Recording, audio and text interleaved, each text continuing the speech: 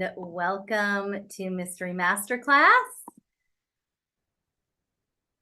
I'm so excited to spend this time with all of you over the next hour. I'm really curious to see what all comes through. Welcome. Itai made an awesome request to have some community in these and see each other's faces. So at some point we might start playing with that as well, even if it's at the end, or maybe we'll add some networking on at the end. You guys can go out into breakout rooms. I don't know, I'm still playing with it. This is all new as we've shut down the Wealthy Coach Club. So we're gonna see what settles in and how this Mystery Masterclass expands from what it is right now. Okay, so today there's been just a variety of things dropping in. I'm going to speak into audience energetics. This has been a theme that's been coming up in a number of conversations I've been having this week. And it feels like a whole world of possibility.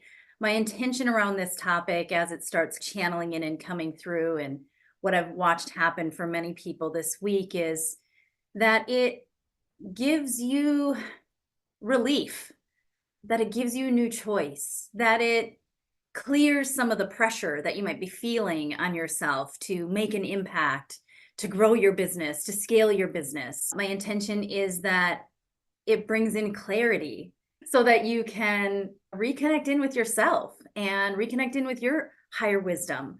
I have also a really incredible chart that I've rediscovered on dimensions of consciousness. I've seen it before, but it's resonating more deeply than it ever has before. More wisdom's coming through. So I may be bringing that up and sharing that with you all as well. Audience energetics. Let's dive in. So one of the things that I personally find myself trying to reconcile over and over again, forgetting and remembering, is my desire to create impact on the masses, impact on millions of people. And there's one way that our ego loves to do that, and that is seen impact, meaning we see our followers and we see our likes and our comments and we see how big our email list is and we physically see the impact. I see how many people are physically here receiving these frequencies and these transmissions. That is all seen impact, and the ego loves seen impact, and the ego loves to create story around whether or not we're making a big enough impact. And we use all these external metrics, how much money we're making, and all of the things I just mentioned to determine our impact. Am I making an impact? Am I creating enough meaning? Am I fulfilling my purpose? And we put all this importance and this pressure on it. And we look outside at the printout to tell us, how am I doing on creating the impact I want to be creating in the world? And then we look out further and we see, but those people have hundreds of thousands of followers, and those people have hundreds of people showing up for their events, and those people have millions of YouTube views. And then we start to measure ourselves against that. And what we talked about in the last Mystery Masterclass was imposter syndrome. And then we start to feel like a fraud. And then we start to feel even more pressure, like we're not doing enough. And all of this energy starts getting exerted in this desire for seen impact that we can measure and take a look at it and say, thank you, I did it. Look at the impact I've been creating, and giving ourselves a pat on the back and feeling really proud about all that impact. I'll check in who's finding themselves constantly questioning if they're doing enough, if they're making the impact that they want to be making in the world because of external metrics, and why aren't more people following, or why aren't more people engaging, or why aren't more people coming? I'm holding this frequency, I'm holding this thing. That's something I experience on a regular basis, and I know I'm not alone on that. And that is all coming from ego, that desire for seen impact. And I fall into that desire over and over again. And then I'm reminded that there's unseen impact. And I fall back to this one part of David Hawkins' book, Power versus Force, over and over again. I forget it and I remember it. I forget it and I remember it. And I'm so grateful that I happened across this, because it feels like truth to me. It feels this is 100% truth from everything I understand about energy and frequency and unseen impact. the unseen impact that we have. It's what Gandhi was talking about when he said, be the change you wish to see in the world. It's the recognition that when we focus on our frequency, our own vibration, nourishing and nurturing and committing and being devoted to our own expansion, we are being the change we wish to see in the world. And when we are doing that, it is rippling out in an unseen way and in creating impact beyond your wildest dreams. And this impact can happen in the simplest, most mundane ways. I've been leaning back into A Course in Miracles lately, and A Course in Miracles says a miracle is just simply choosing love over fear. It makes me want to cry. That's how simple it is. Choosing love over fear, moment after moment, minute after minute. And when you do that, your frequency and your vibration change, it expands, and it puts out, it pulsates out vibrations that counterbalance negative, catabolic, lower level frequencies and vibrations. And it allows for entrainment in unseen ways, ways that we have no clue it's happening. And every once in a while, we get some external validation that from somebody that says, when you said this, or when you smiled at me, or there's something about just being around you that I feel calm. Every once in a while, we get that external validation about who we are being and how we are being. And that is lovely. And we receive that. But what if that is happening every minute of every day, whether you are interacting with people or not interacting with people, whether you are sitting in meditation, whether you are joyfully doing the dishes, whether you are singing in the car? What if it is always happening just every single time you choose love over fear? And that is the truth that I believe. So when we talk about wanting to impact the masses, wanting to impact millions, wanting to make a difference in the world, wanting to see the collective consciousness shift, it's an inside job. When we do the inside job and we stop trying to do everything out here, it handles everything else in an unseen way. But can our ego accept that? Or will our ego start to cause us to forget again and say, yeah, but? Oh, that's the favorite phrase of the ego. Yeah, but nobody's liking your posts. Nobody's showing up on your masterclasses. Nobody's following you. You feel like you're speaking into the dark. And this goes back to Metaconscious Entrepreneur in the book when I talk about the quantum powers. It's like when I talk about the joy of expression, the joy of creativity, those are frequencies, high frequencies that we are holding. It doesn't matter if nobody shows up. If it is your fullest expression and truth coming through you and creativity pulsating through every cell in your body, it is creating unseen impact. And I believe that it all starts with unseen impact for the work that we're all here to do. The fact that you're called to come to these Mystery Masterclasses, we're at a frequency and a level that resonates together in this. And so it's we as consciousness warriors, as people committed to personal growth, we do it differently. So it's going to look different for you. So this leads to the next piece of the puzzle. This egoic desire to reach the masses in a seen way. In order for you to do that, you must lower your frequency. That is the choice you are faced with. If you want to appease your ego, and you want to reach millions, and you want to have millions of downloads, and you want hundreds of thousands of people reading your books, and you want all of those things to be happening for you, you must lower your frequency to match the mass consciousness. And I don't know about you, but I'm continually remembering, choosing when I forget that I'd rather have unseen impact and maintain my position to be the change I wish to see in the world than lower my frequency to appease my ego for followers, likes, and all of that stuff, even money in the bank. That is the choice that we are faced with when we choose to focus on ourselves. The greatest impact we can possibly make in this world is to focus on our own frequency. And honestly, if the whole world just became incredibly self-full and focused on their own frequency, what would that be like?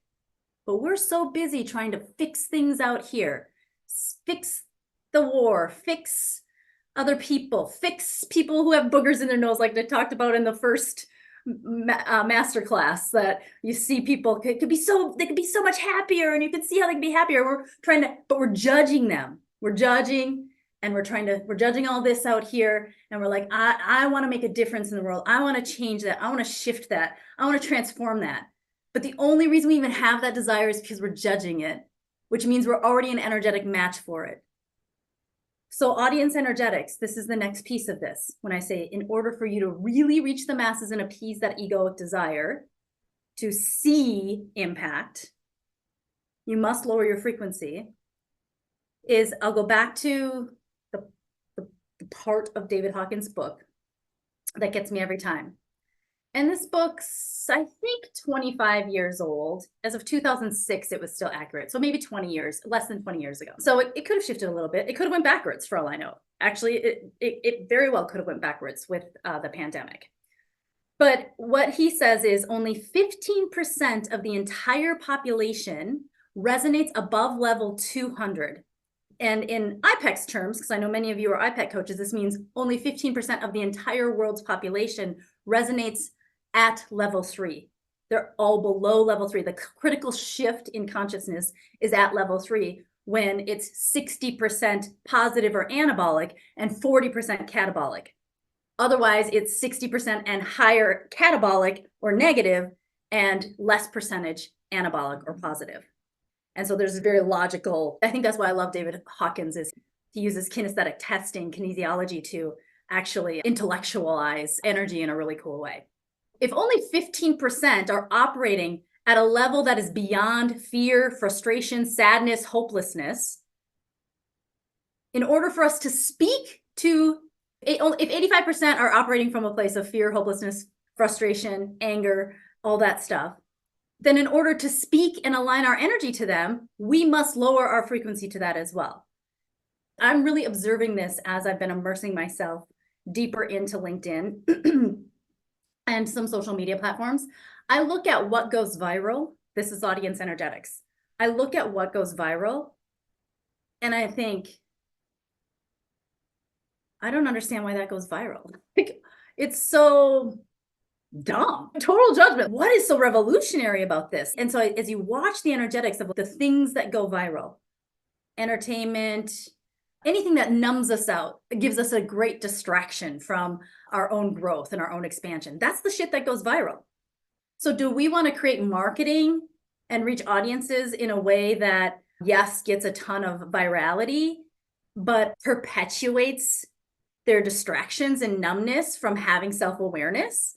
I know that's not any of your goals in the work that you're bringing out into the world, but sometimes we are willing to sell our soul to the devil to give our ego a little nibble of appeasement, right? And I know this is something that I grapple with all the time in my marketing. And there is a middle ground, and it's called the sacred trickster. So we'll see if we get to the sacred trickster today. I know I brought it up in Masterclass 1 too.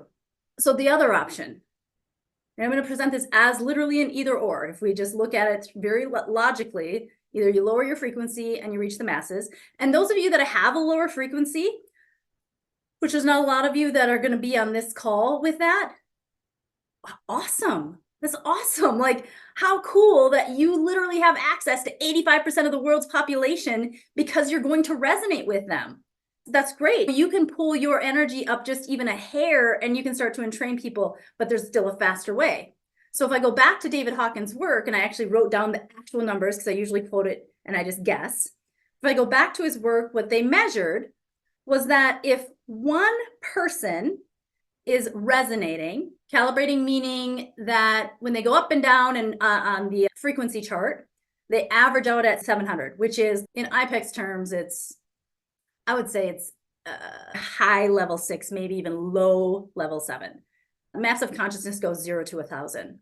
Actually, I'm going to pull it up. I hope it's not too much of a distraction when I pull the chart up, because your eyes are going to go buggy. I'm going to say this first, and then I'm going to pull it up. So one at level 700 which is a high dimension of consciousness, counterbalances 70 million people whose energy is below 200. It starts to automatically raise the frequency of 70 million people. Want to impact millions? See how high your frequency can get in this lifetime. One person at level 600, 10 million people. One person at level 500, again, 500, 600, and 700 are, I would say they're actually all in level 7 in IPEX terms. 500 is unconditional love, complete non-judgment. So low level 7, and then 600 and 700 high level 7. So these are not easy things to achieve. It's not a frequency that's, oh yeah, I'm totally there. We're talking like this is where you operate. When you are at level 500, it's highly unlikely that you dip below level 450 or 400 in order to average out there, and you are still hitting and touching on level 600. So there's the sensitivity and nuance of energy is like miraculous. We can't even wrap our minds around like the minuteness of frequency and energy, to the hundreds of millions of nths degree. So when we use these numbers in IPEC, the 7 levels, or massive consciousness 0 to 1,000, it's like there's millions of tones in between each 100 level that you're moving through. But again, this is just an example. Like even if it doesn't happen in this lifetime, if you don't hit even 300 in this lifetime, like it's our evolution. I truly believe that. So at level 500, 750,000. At level 400, which is where Einstein calibrated, Freud, some of the most brilliant minds that brought forth really innovative, brilliant theories and concepts, very intellectual, they resonate at 400 and counterbalance the catabolic experience of 400,000 people. And at 390,000 people. And again, 85% of the world is below 200. And so we can lower our frequency or we can raise our frequency. Raise the frequency for unseen impact, lower the frequency to give the ego some nice little nibbles on all the impact that you're creating, but secretly perpetuating pretty much the same levels of consciousness. This dropped in for me too. Syzygy. So the Syzygy process, I did a sample of this in the last masterclass a couple weeks ago. The whole purpose of Syzygy is to get to a place of reconciling duality, and I call it 0 point. You basically fall out of the bottom. You come into radical acceptance of all of your lowest level thinking, and it's through the acceptance of the deepest levels of shame, guilt, fear, anger, that those lower frequencies are transmuted into a higher frequency. Syzygy resonates at the level of acceptance, which I'm going to pull up the chart now because I can't remember which level that is. And I know what we go through to go through Syzygy. It feels like we're going to level 7, but really Syzygy pulls us to, I feel, pulls us to right around 350. Yep, 350. When I think about my most high frequency, like the highest frequency that my system can comprehend and create coaching process around, it's at 350. Now, I'd love to believe, oh yeah, totally resonating at 400, impacting 400,000 people just with my frequency. But the truth is, like, these levels, like, they're just no joke. And we talk about non-duality up here, and I think, ooh, non-duality plays into Syzygy. I'm just talking into the nuance here.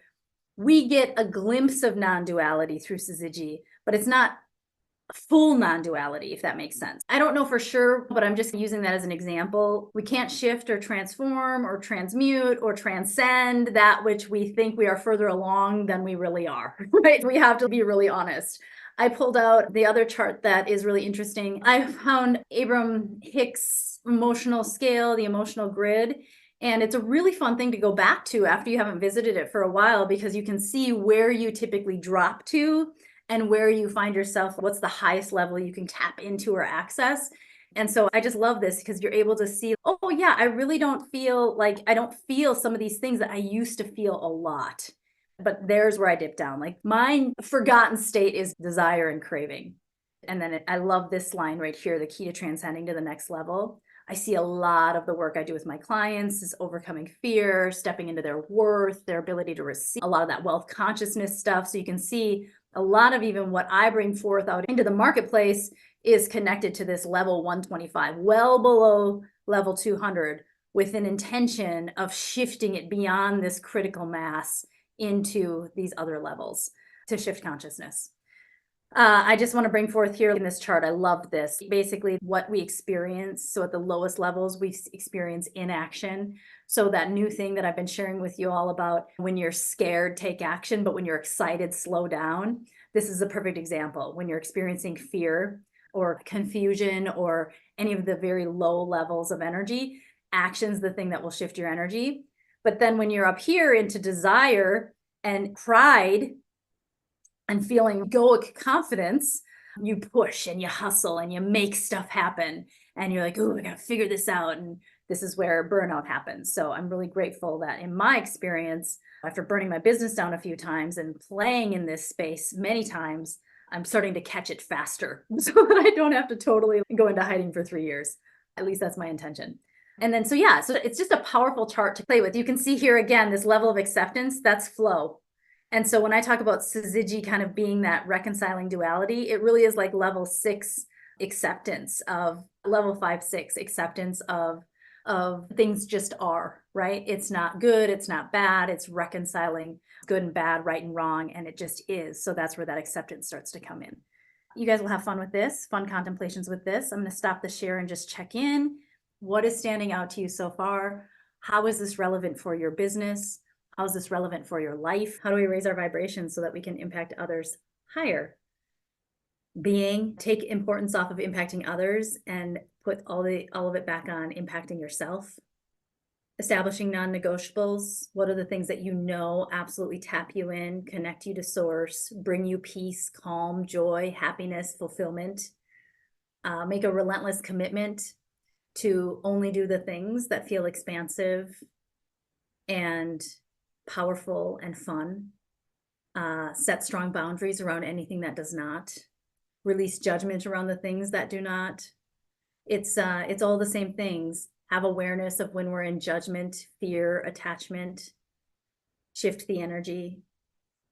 This is in Metaconscious Entrepreneur and the Unleashed Experience, the awareness code, fear, judgment, attachment, the alignment code, power of expression, power of creativity, power of giving. All things that when we do it without attachment, fear, and judgment, feel amazing, go in the direction of excitement, go in the direction of anticipation, believe, play, all from within. When I can tell when I'm showing up and it's for a so that, which is attachment. Oh, I'll do this so that my audience grows. I'll do this so that new clients come in. I'll do this so that whatever. If there's a so that after it, the frequency's fully dropped into a forgotten state because there's attachment, which is why the quantum powers in the alignment code are so powerful.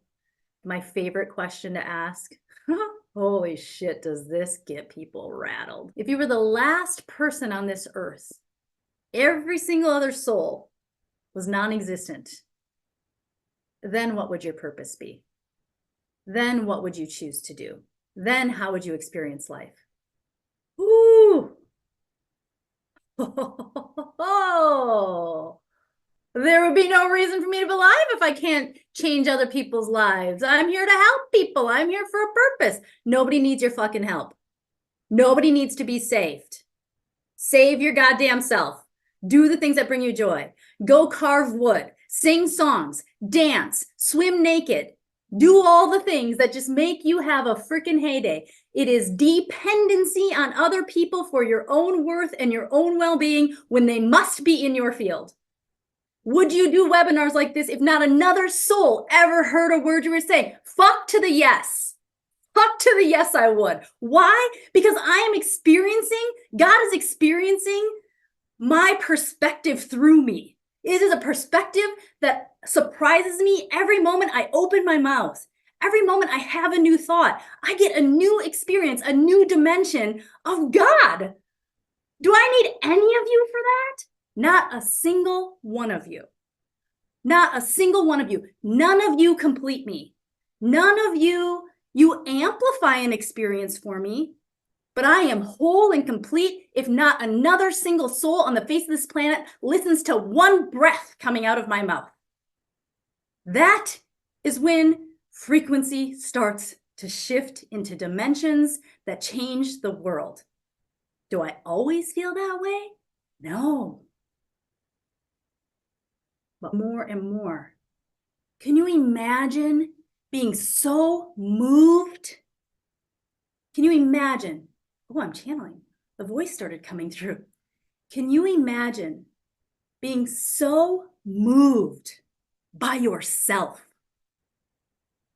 Can you imagine being so madly in love with an experience and not needing it to be dependent on anything outside of you or anyone outside of you? That's unconditional love. That is unconditional self-love. And we can only unconditionally accept, love, and not judge others to the depth that we're able to do it for ourselves. My capacity to hold you and your energy and who all of you are and fully see you and love you as deeply as I do can only be matched by how I do that for me. That is the only way. I don't have the capacity. I'm crying because I had a Reiki session and I can't even just, like, she almost passed out like 4 times. You literally you have so much capacity for people. You literally, like, everything around you is huge. That has nothing to do with like you guys being here or how I show up for people. That to me, and what makes me tear up about that is that's the work I've done to hold that for me. Hold it for you. If you want to change the fucking world, change it for you. Experience yourself in all of your glory. Experience yourself in all of your power. Experience yourself tapped into the fucking power of the universe. Nothing else measures up to that. I don't care if you have 800 million people on a fucking phone call with you. Nothing will measure up to that. Nothing will measure up to that. And when you start to experience that, then you have the capacity for other people to entrain. It reminds me of a part in Bruce's book, Uncovering the Life of Your Dreams, Bruce D. Snyder. It just moved me so much because I could understand it. And it was the story of a woman who every single evening at sunset would step out onto her porch and just rock in her rocking chair.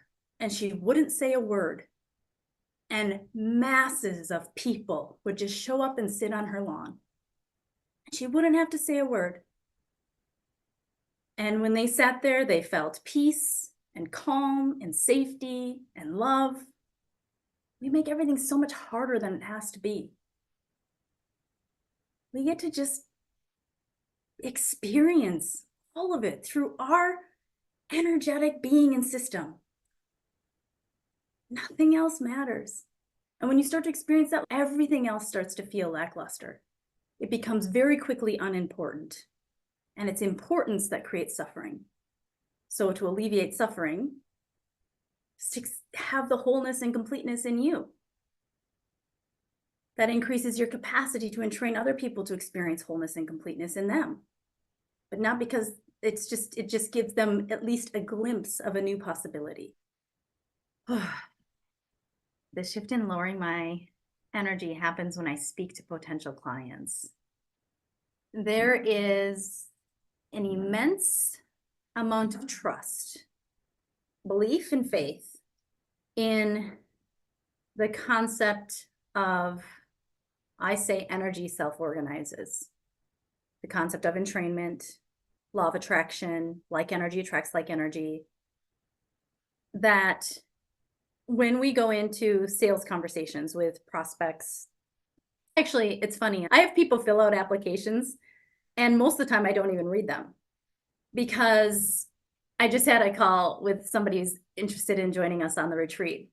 And you probably read my application. I was thinking, I didn't. I actually didn't even know one came in. I couldn't remember what we asked people to do.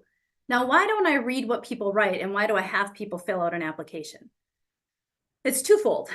Sometimes I read them if I get an intuitive nudge to read them, but it's twofold. One, the application isn't for me, it's for you.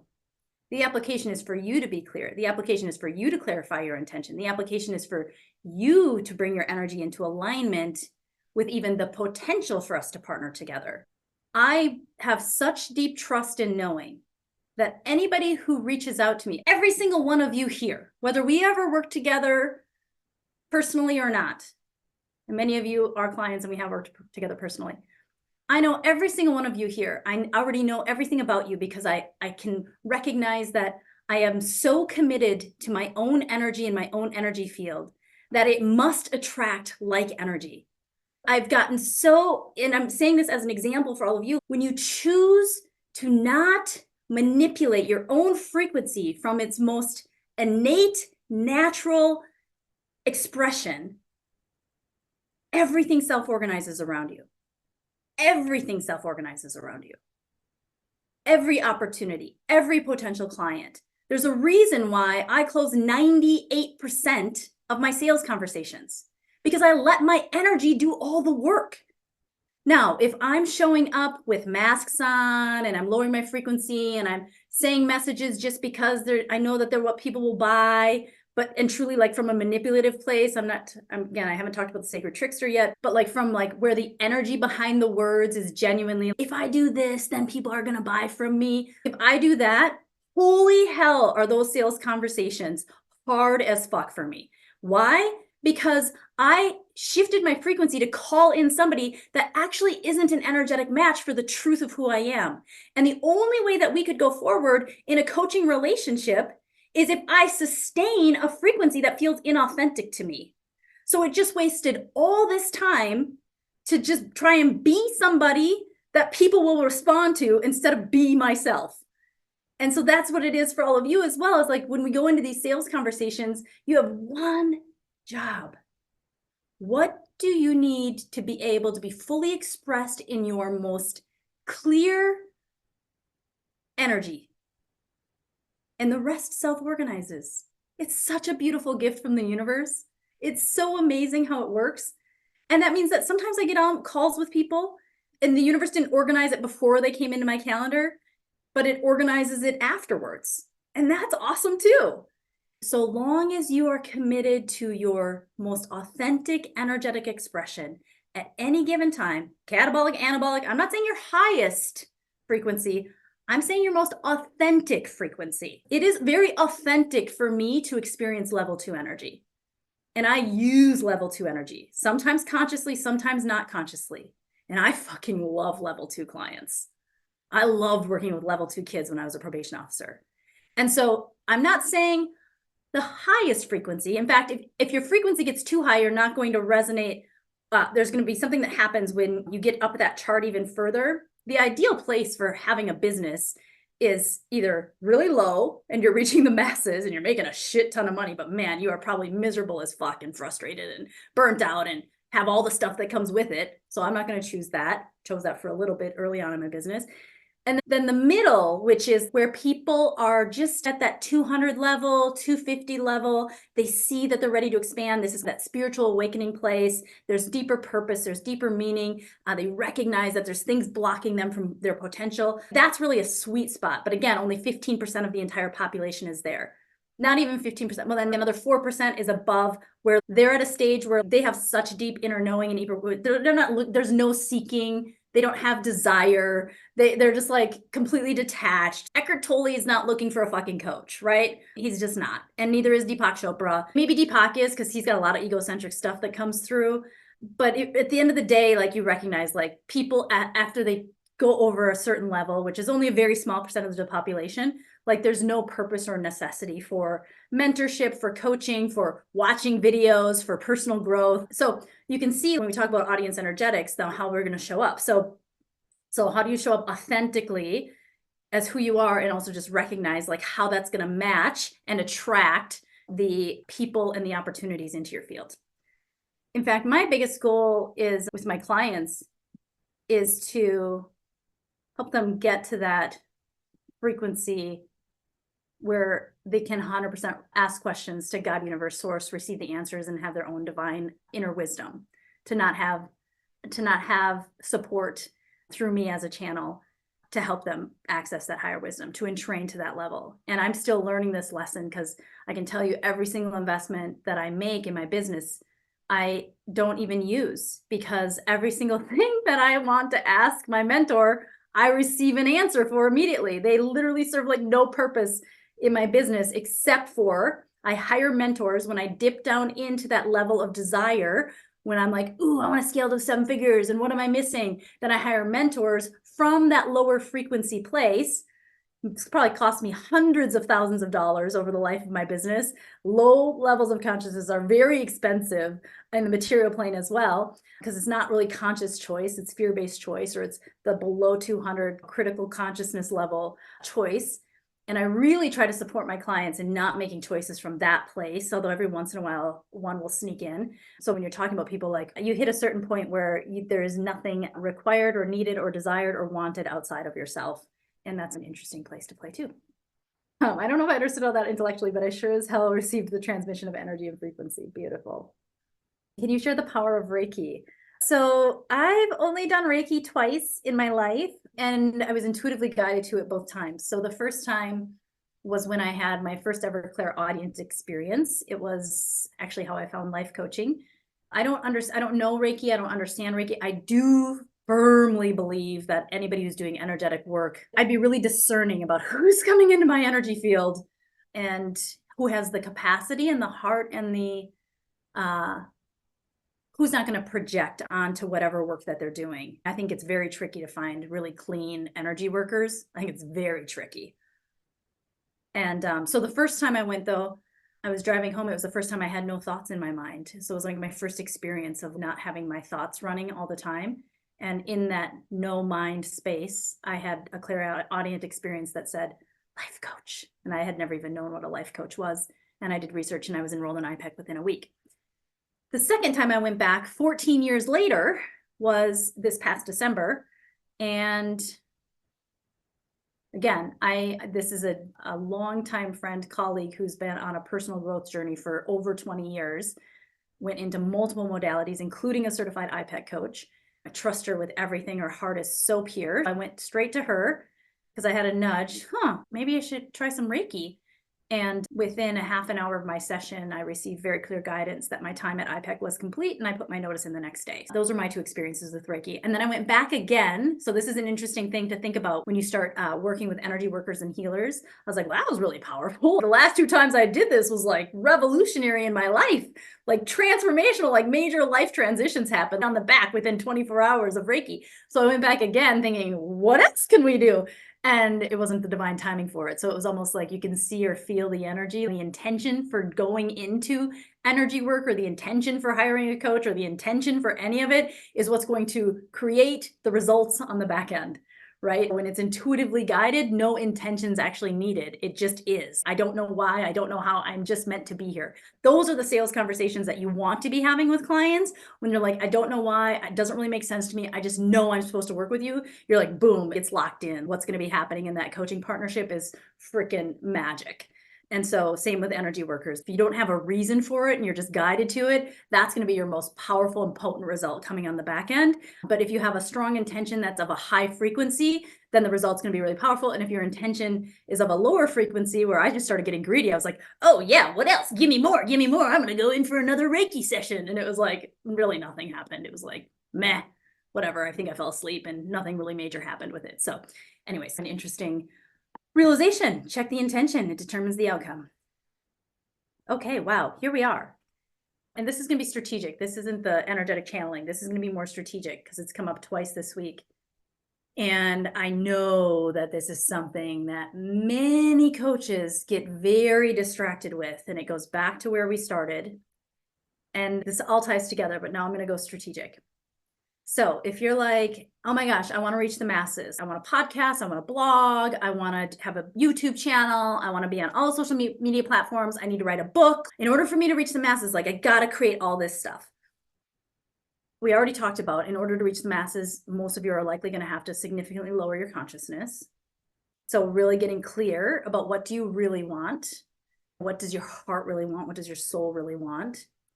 And then 2, the other big thing that comes with this is so much complexity, so much scattered energy, so much graspiness, so much overwhelm, such a steep learning curve. Don't know where to start. I want to do it all. It's like very frantic, manic energy. And the shadow archetype that I see in all of this, and I used to struggle with this. I'm like, I don't want to burst their bubble. Like, I believe in infinite possibilities, but how do I tell them not how it works? But it could work that way because I believe in infinite possibilities. But I think I finally hit the nail on the head this week. And there's this glamorizing child that believes, well, once I write a book, then I'm going to be discovered. Once I have a podcast. But what I want to share with you is, no matter what you are doing, nobody just comes. So you are either going to be marketing. So again, if we go back to, if you want to reach the masses, now you're going to be investing all of your time, energy, and money in marketing your $4 Kindle book, as opposed to marketing your high ticket, high touch, highly transformational coaching. Now, if that is what makes your soul sing, do it. But if you think a book or a podcast or organic social media or YouTube is going to bring you clients, you are sorely mistaken. It's a mistake. And here's why. Because most of us that are doing transformational work, either one-to-one or one-to-many, I know that most of you are likely coaches, high ticket one-to-one or one-to-many, requires deep, intimate relationships and connecting. And books and podcasts are generally created for the masses. And that means there's separation, and you're not seeing the people that you are asking to invest thousands upon thousands of dollars for their transformation. There's a disconnect.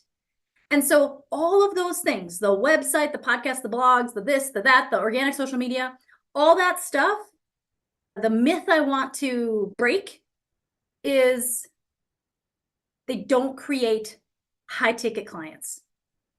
Or they do eventually, but it'll take years. What creates high ticket clients is direct communication, customization of that conversation, is conversations where you are seeing the person in front of you and seeing how you can help them and making an invitation to help them. If you're trying to help everyone on a big platform, that's fine if that's what you want to do, but just know it's going to cost you a shit ton of money.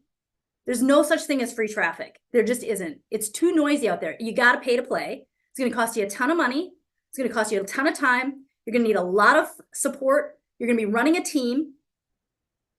And that's all great, but we just got to go in eyes wide open because the glamorizing child's, I'm going to do all this stuff, and then clients are just going to be dropping in my lap, ready to pay me tens of thousands of dollars. No, because you're trying to speak to too many people over here. It can't land with those clients. And even if you look at your own buying behavior, how many of you spent more than $1,000 on somebody's podcast you've been listening to for 10 fucking years? Probably none of you. And how many of you spent thousands or thousands of dollars on somebody whose social media posts you like and love and comment on all the time? Unless you've had a deeper interaction or a deeper connection with them, or you have something in common with them. So for me, a lot of my organic social media stuff, the majority of people are connected to me through a more intimate relationship, through IPEC, through having been clients, through watching multiple live trainings that are very topic specific to something that they're looking for. So again, it's just the same kind of decision and choice that I was asking you to make. Do you want to reach the masses through unseen impact or seen impact? It's also, do you want to get paid a shit ton of money for high ticket stuff, or do you want to have an amazingly huge following? Because most people with massive followings, I think there's even a statistic out there, most people who are building a following and becoming an influencer I'd be really interested in Tony Robbins and Joe Dispenza and how they started off. My guess is they started off one by one high ticket, and then it grew and grew from there. You don't get to work it both ways in your business. You don't get to be like, I'm going to build it to the masses and then just funnel them down into my private coaching. You can, but it's going to take a long, just plan on at least 3 to 5, maybe 10 years to build that following and to be diligent and committed to doing that every single day. Because if you have a podcast, you have to promote it, and you'll have to pay to promote it. And if you have a book, you have to promote it. Everybody who's an Amazon bestseller, guess what? It means nothing anymore. The whole purpose of a book is it can get you into doors to be interviewed on podcasts. So if you want to be the thought leader with a massive following, just know that it's not Field of Dreams. You don't just build it and they come. Because if we could just all build it and then we come, every single podcaster would be fucking rocking it, but it's very noisy out there. And so same thing, organic social media. Because I just have so many coaches come to me and they're like, oh, I'm going to do this, I'm going to do that. I'm like, oh my gosh, you're just going to deplete your entire freaking system trying to do all this, and you'll learn your own lessons, but I'm just trying to save you some time. If you just focus, because everything is built one brick at a time, one person at a time. Like there's no shortcuts. Actually, Ashley and I have been talking about this because I'm like trying to find shortcuts to cross post between platforms. And I just told her this week, I'm like, I just realized there's no shortcuts. I can't post on LinkedIn what I post on Facebook, and I can't post on Facebook what I post on Instagram. I don't care how many automated systems I have. It just doesn't, there's no shortcuts. The only way to do it is to be present, to be intentional, to speak the language, to deliver the message I want to deliver in a way that can be received on each platform, because every single one is different. It does not translate. There's no shortcuts. There's no easy way around it. So when I talk about building a following, which is a ton of fucking broke ass influencers, everything looks great on paper, but they can't pay their bills. People with hundreds of thousands of followers, they're lucky if they make, I think the statistic was that most influencers are making about $20,000 a year. Most of you are coming from extremely successful corporate jobs. Like, you're not here to make $20,000 a year, and you're gonna work your fucking ass off for that $20,000 a year. So you could just sign like a couple clients if you love high ticket and love one-on-one stuff. Obviously, I have an affinity to that. But again, if you want to do this, it's just a totally different pathway. Organic social media. You have to play. So again, I've just been learning this because even just 2 weeks ago, I probably told you guys, oh, I'm ready to reach the masses. I have to use keywords that are so not authentic to me in order, like I have to master like SEO and hashtags and make videos that are specific to these trending hashtags instead of just expressing the truth that wants to be expressed. That just doesn't feel good to me. Not just to get likes and not just get followers. So again, it just goes back to our whole conversation about reaching the masses, what that requires you to do with your consciousness, and also what it requires you to physically do in human effort. Because again, if we're reaching the masses, 1, we have to lower our consciousness, but 2, we have to rely more on effort than on the universe, because in order to lower our consciousness, we cut the universe out. So then that's why we burn out. About social media marketing to attract high ticket coaching clients, but awareness invites connection and connects invites conversation. I'm starting hosting. Yeah, but how many people are at his in-person events? So again, it's like one by one, and how we appreciate each individual soul, each individual person that comes into our space is how it can organically grow from there. Also, Tony Robbins, he didn't use social media. He sure as shit didn't use social media. I think that we should go back to, I know that most people are like, they're just trying to get online. Online is a freaking zoo. Online is a damn zoo. It is madness. And if we want to just get started, belly to belly, person to person is the fastest way to establish relationship. And so networking, public speaking, live seminars, doing little in-home events for a group of 5 little ladies, whatever, that is going to build the momentum faster than shouting into the dark and trying to shout louder than millions of people who are trying to do the same thing. And redundant oh, this guy's video worked. So actually, that's the other big thing that they tell you to do on social media. Oh, that video got a lot of views. So go see who's getting a lot of views and then just make another video that's the same as their video talking about the same thing. There's no joy of expression. There's no joy of creativity. So yeah, it's really interesting. Social media, now as I say all that, it's repurposing the intention of it. It's a playground.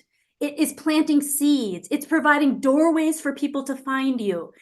We're just repurposing, we're releasing the attachment around it. We're just saying, Here is where I show up and I detach. It's where I use my voice. It's where I express myself. It gives me a playground to be discovered. And maybe I'll be discovered and maybe I won't, but I'm not going to change who I am just to be discovered. But I am going to give myself the experience. I'm going to play. I'm going to play with authentic messages. I'm going to play with energy.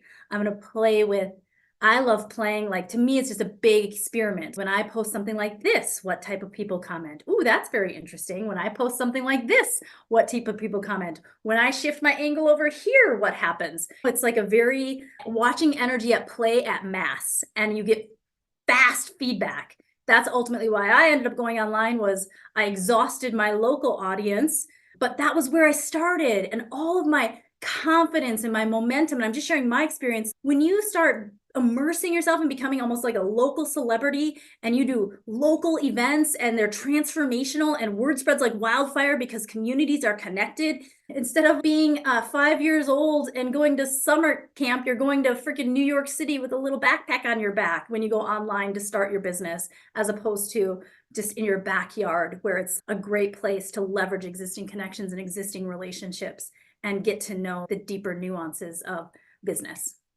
If it doesn't feel good, don't do it. God, universe, source is only going to guide you. Now, again, we have to have discernment. Does it not feel good because I'm scared? Does it not feel good because, yeah, why doesn't it feel good? Is it intuitive or is there a reason? Because if there's a reason, it's fear. If there's no reason, if it just is, then it's intuitive, it's neutral.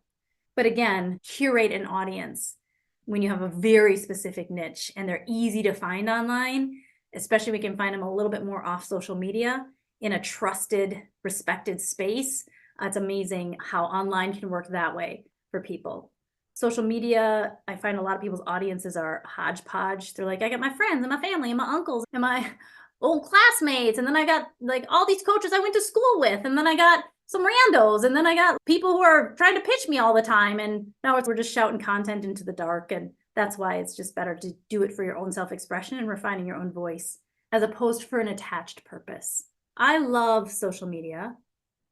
Many of you also love it. It's just check the energetics behind why you are there. And what is the frequency? And what is the vibration? And what is the intention? That is what's going to determine your experience and whether or not it drains you or supports you. And I can assure you that if you're only there to get clients, if you're not already drained, you will be very quickly. And I actually believe that this is the reason why so many people give up on their dreams, because of the glamorizing child having a belief that it should work a certain way, and then getting into it and realizing it doesn't work that way, and then feeling very discouraged, and then starting to doubt themselves, and then starting to feel like they're not cut out for it, and then just deciding to give up on the dream. When the reality is, it is a freaking zoo.